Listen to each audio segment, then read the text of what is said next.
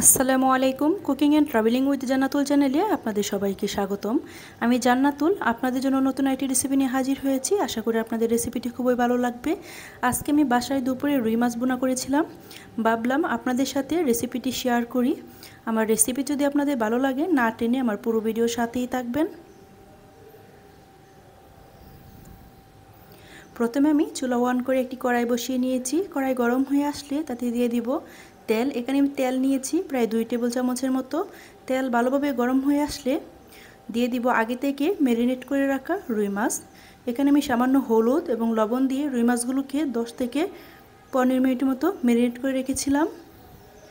এখন আমি এখানে রুই মাছগুলোকে দিয়ে দিচ্ছি।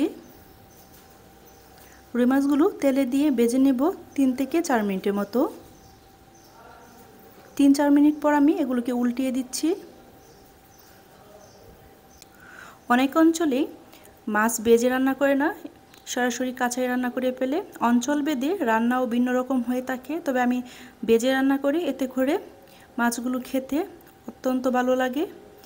আপনার সাথে কথা বলতে বলতেই কিন্তু রুই মাছগুলো ভাজা হয়ে গিয়েছে। আমি 6 থেকে 7 মিনিটের মতো রুই মাছগুলোকে ভেজে নিয়েছি। এখন আমি তেল থেকে রুই মাছগুলোকে উঠিয়ে রাখছি।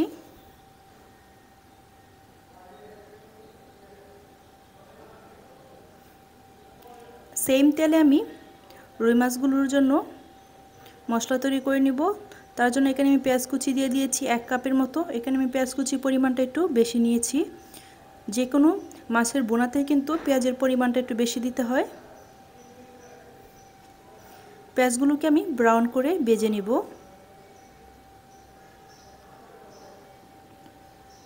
ব্রাউন করে ভাজা হয়ে গিয়েছে। এখন অ্যাড করব টমেটো কুচি। এখানে আমি মিডিয়াম সাইজে 2টি টমেটো এরকম কুচি করে দিয়ে দিয়েছি।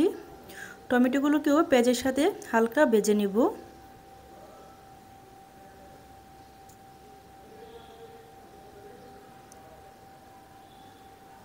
টমেটোটা হালকা নরম হয়ে এসেছে।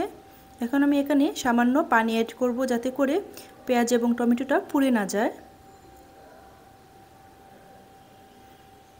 সামান্য নেড়ে ছেড়ে অ্যাড করব গুঁড়া মশলা। গুঁড়া মশলার ভিতরে নিয়ে নিয়েছি মরিচের গুঁড়া 1 চা চামচ, হলুদের গুঁড়া 1 চা চামচের চেয়ে একটু কম, ধনিয়া গুঁড়া 1/2 চা চামচ, জিরা বাটা 1/2 চা চামচের চেয়ে একটু বেশি, লবণ পরিমাণ মতো। এখানে আমি 1 চা চামচের চেয়ে একটু কম লবণ দিয়ে দিয়েছি। আপনারা আপনাদের স্বাদ অনুযায়ী লবণ দিয়ে দিবেন। এখন মশলাগুলোকে পেঁয়াজের সাথে ভালোভাবে নেড়ে মিশিয়ে নিব। মিশিয়ে নেওয়ার পর অ্যাড করব পরিমাণ মতো পানি। এখানে আমি 1 কাপের মতো পানি দিয়ে মশলাটাকে ভালোভাবে কষিয়ে নিব। এই পর্যায়ে মশলাটা যত বেশি ভালোভাবে কষিয়ে নেবেন, মাছের বোনা খেতে কিন্তু তত বেশি মজা হবে। আমি একটি ঢাকনার সাহায্যে ঢেকে দিচ্ছি। ঢাকনা দিয়ে ঢেকে আমি প্রায় 6-7 মিনিটের মতো মশলাটাকে ভালোভাবে কষিয়ে নিয়েছি। আমি আরও কিছুক্ষণ কষিয়ে নিব। মশলাটা ভালোভাবে কষানো হয়ে গিয়েছে। এখন আমি অ্যাড করব আগে থেকে ভেজে রাখা রুই মাছ। এরপর যে আলতো হাতে রুই মাছগুলোকে মশলার ভিতরে দিয়ে নাড়তে হবে, তা না হলে কিন্তু রুই মাছগুলো ভেঙে যাওয়ার সম্ভাবনা বেশি থাকে। আলতো হাতে আমি নেড়ে ছেড়ে মশলার সাথে মাছগুলোকে মিশিয়ে নিচ্ছি।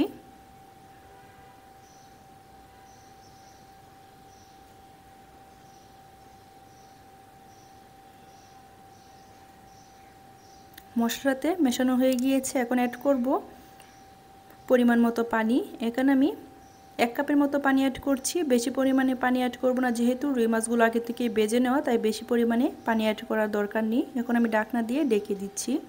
আপনারা কে কে আমার মতো এইভাবে সেম প্রসেসে রুই মাছ বোনা করে থাকেন তা আমার কমেন্ট বক্সে কমেন্ট করে জানাবেন।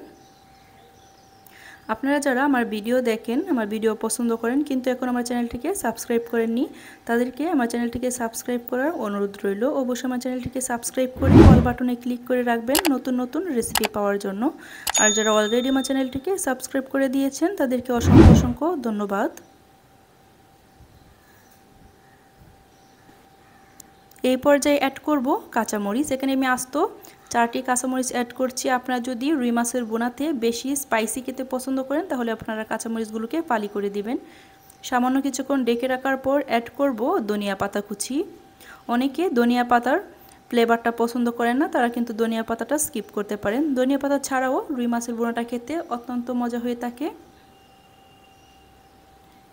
আমি সামান্য একটু নেড়ে চেড়ে চুলাটাকে অফ করে দিব।